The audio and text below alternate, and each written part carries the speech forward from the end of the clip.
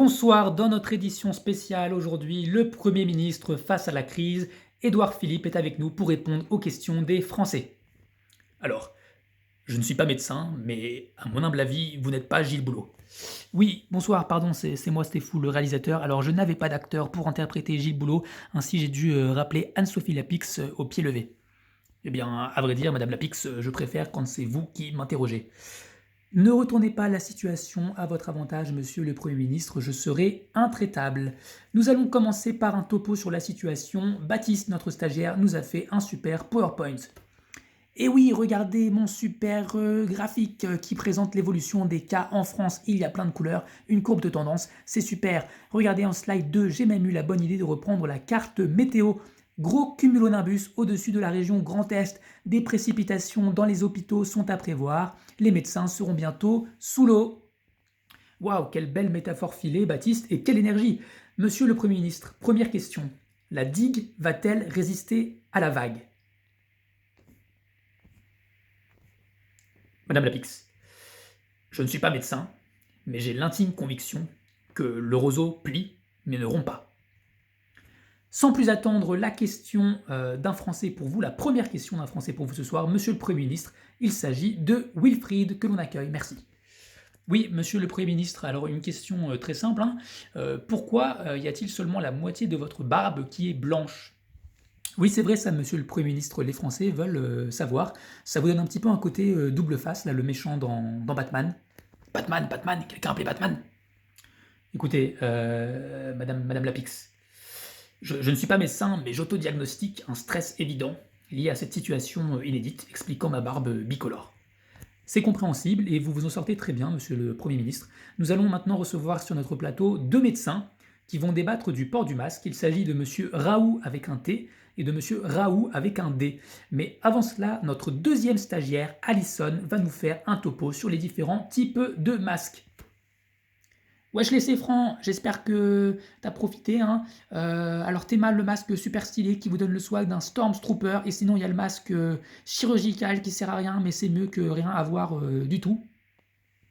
Merci Alison, toi aussi j'espère que t'as profité, parce qu'on n'est pas prêt de te revoir sur un plateau. Professeur Raoult et Raoult, que pensez-vous du masque chirurgical? Est-il suffisant, voire nécessaire, pour éviter d'excréter ou de recevoir des gouttelettes?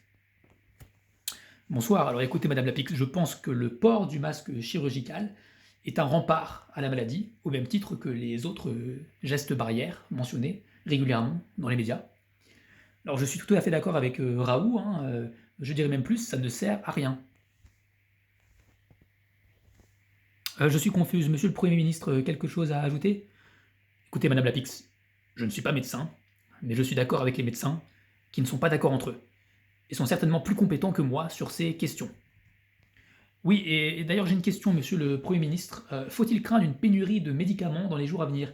Ça commence à manquer dans mon hôpital. D'accord avec Raoult, pareil pour moi, monsieur le Premier ministre, je dirais même plus, je commence à manquer d'oxygène pour les patients, pour les brancards. Alors messieurs, je ne suis pas médecin, mais je dois vous répondre avec franchise. Les médicaments, tout comme la main-d'œuvre, commencent à se faire rares. J'entends des histoires fabuleuses de jeunes étudiants en 30e ou 31e année de médecine qui sont obligés de se faire aide-soignants et remplissent ce qu'on appelle des obus d'oxygène. Des obus, je l'avais dit, nous sommes en guerre, nous sommes en guerre. Ah shit, here we go again. Revoilà Manu. Deuxième question d'un Français pour vous ce soir, en l'occurrence une Française, Marilène. Oui, bonjour, monsieur le Premier ministre, Marilène. Alors, une question aussi très simple. Comment expliquez-vous que le taux de létalité en Allemagne soit seulement de 0,5%? Merci. Alors, Marilène, je vous remercie pour votre question pleine de bon sens, mais je ne fais pas un concours de bites avec Merkel. L'Allemagne a vu la vague arriver après nous et a eu le temps de préparer sa digue. Je tiens d'ailleurs à remercier nos amis allemands pour avoir pris en charge nombre de nos malades. Le collabo, vous l'avez entendu? Nous sommes en guerre! Nous sommes en guerre! Écoute Manu, si tu veux rester là, tu te tiens tranquille s'il te plaît, ou alors tu patientes dans la salle d'attente. Courage, monsieur le Premier ministre. J'en profite pour exprimer mes sentiments les plus sincères aux Français, eux aussi confinés avec leurs enfants.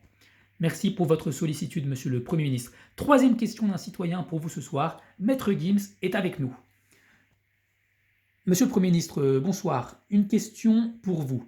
Qui c'est qui va payer les pots cassés? J'ai dit c'est qui c'est qui va payer les pots cassés? Sûrement pas les gens des beaux quartiers.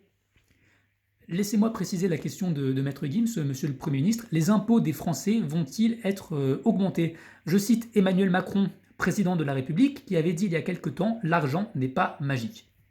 Oh putain, Manu, qu'est-ce que t'as raconté encore?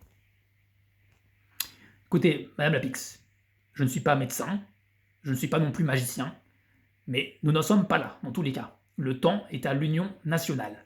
C'est l'union sacrée. Non, nous sommes en guerre. J'ai dit nous sommes en guerre. Répondez à la question, s'il vous plaît, monsieur le Premier ministre.